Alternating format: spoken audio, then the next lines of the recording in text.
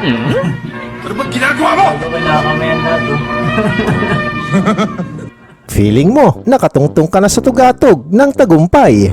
Yun bang pag-angat mo, may nag-aantay at proud na proud sa iyong kumakamay.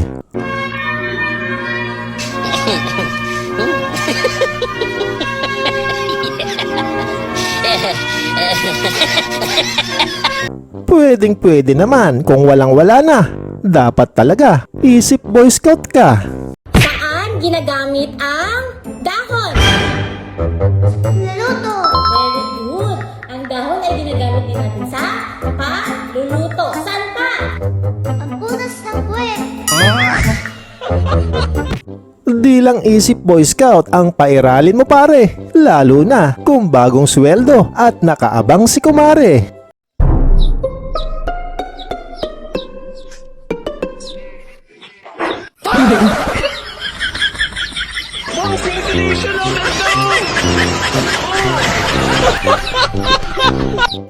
Siyempre, mamimili ka na nga lang, dun ka na sa pangmayaman.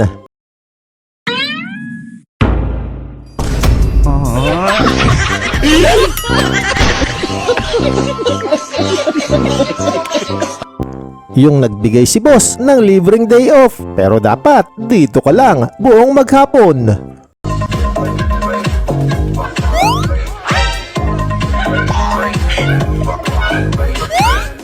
Parehas lang ba sila ng lasa? Baka naman walang hugas-hugas, di kaya? Oh, hindi na suka. Fresh na fresh. Mga influence. Tikman natin. Ito na ang nakikita natin sa Facebook. Ito, bagong huli. Bagong bago. 1, 2, 3, go. Nasa buket. Hanap mo ba'y pampagood vibes? Tara na at dito ka tumambay. Pakihampas na lang ang subscribe, bell icon at ang like para lagi ka nang nakasubaybay. Pakishare na din ang video na to if you don't mind. Hanap mo ba ay pampagood vibes? Tara na at dito ka tumambay sa DJ Sparrow Show. Hindi ka malulumbay. Iyon bang binigyan ka ng short break? Kaya dapat mabilis lang ang kilos para agad makabalik.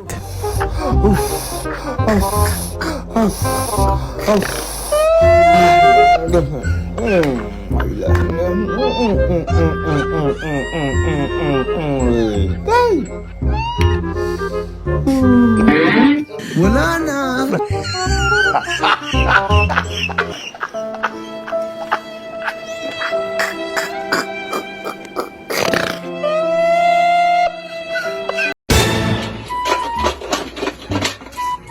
Ay, B! Oh, magluluto ko ng sabaw. Ano gagawin ko dito? Itanim mo!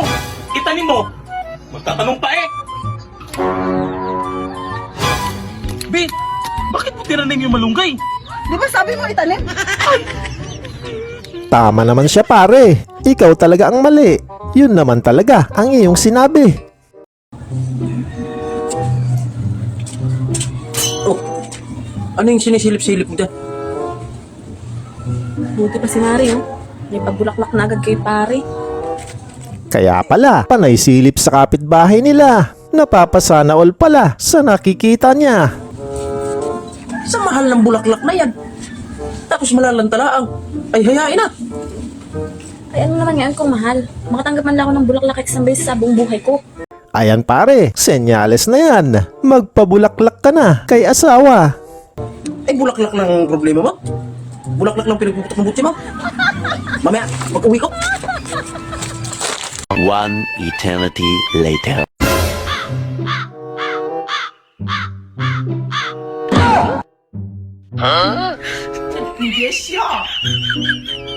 Aray ko.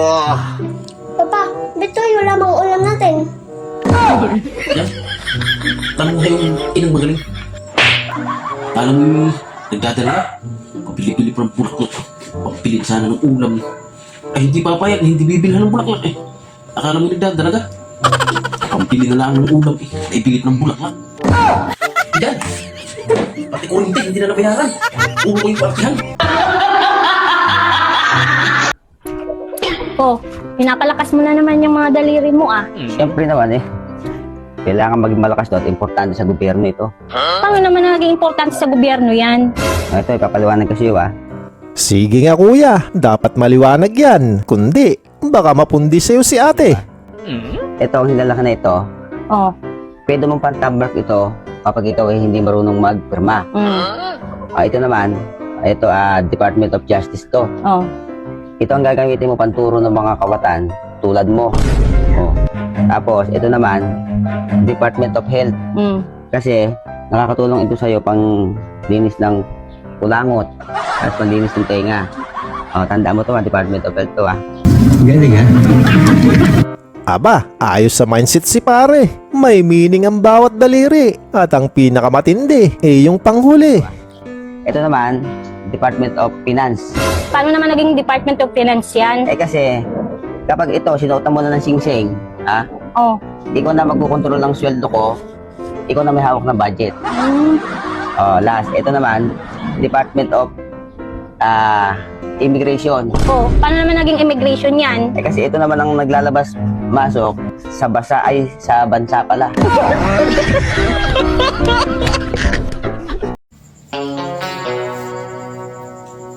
Tay, may tanong ako sa'yo. Sabi ng mga Marquez dyan sa labas, pangalawa mo na raw nasawa si Mama.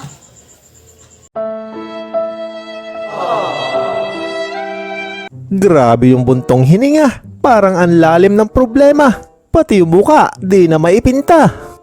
Minamalas ata ako sa babae. Bakit naman, Tay? Nilayasan ako. Yung pangalawa? Ayan, ayaw lumayas.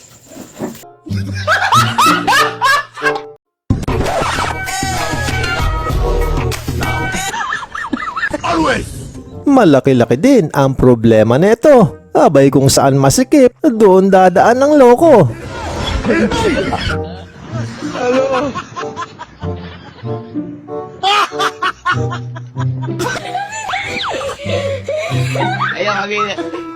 Ito pa isa. Ang sarap na nga ng post ni kuya. Pinilit pa niyang dumaan sa gitna. Sira ulo, buang.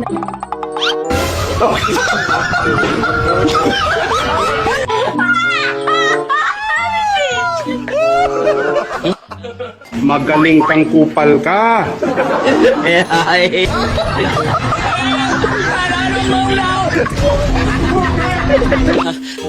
Dahil sa kakasingit, ayan tuloy nayari. Ano, iyak ka ngayon dyan. 2 hits combo. Aray ko. Ngayon nyo sabihin hindi kayo dapat i-face out. O kaya iban sa kalsada. Imbis na magbigay ka dun sa truck, iginit-git mo pa yung sarili mo dyan. Hindi magandang pwesto yan, brother. Di dapat pinaparkingan ang bandang corner. Biruin mo, ang luwag-luwag ng kalsada, siniksik niya dun yung e-bike niya. Hindi tuloy nakadaan yung truck. Kamuti talaga itong mga pasaway. Tignan nyo tong si ate. Paano tumeknik para makalibre ng soft drink?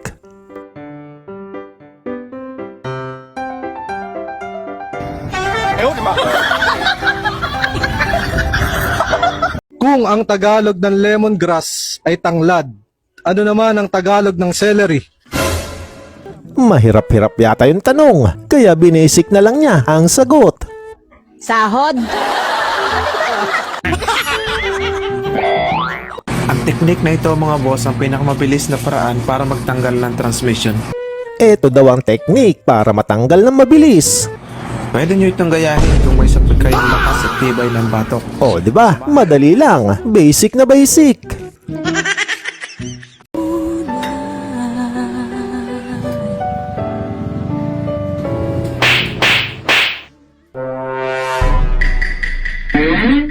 Abay, talagang ang kasampal-sampal. Buti nga at isang pisngi lang. Dapat din sampalin ng kabilaan to si kuya. Ang tindi ng amats kay ate, napako na ang mata. Can live to live without you.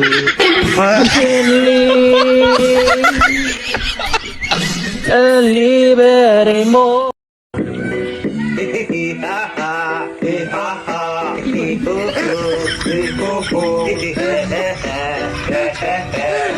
Daig panaligo ni ate sa tindi ng pangangamot niya sa Makati. Isama mo nga ako dyan, no? Sa labahan. Nakita mo itong labahan ko? Ang dami na.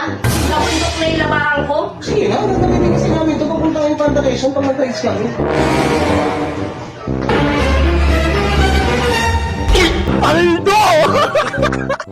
Nakachamba tuloy si Mrs. Reklamo pa kanina, pero tignan mo ngayon, mukhang sisipagin na. Mahal! Halika!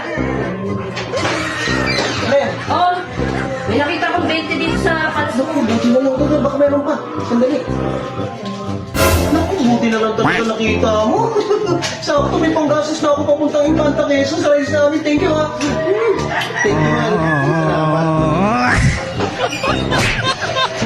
Di ka lang sisipagin, kundi gaganahan ka pa. Shot muna bago shoot ng bola.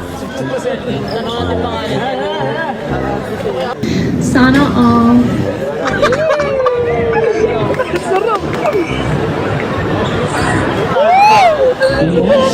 Ayan ang mga makukulit at pantanggal umay. Sana naibsan ang inyong lumbay. Maraming thank you sa lahat ng sumubaybay at magsama tayo muli until next time. Hanap mo ba ay pampagood vibes? Tara na at dito ka tumambay sa DJ Sparrow Show. Hindi ka malulung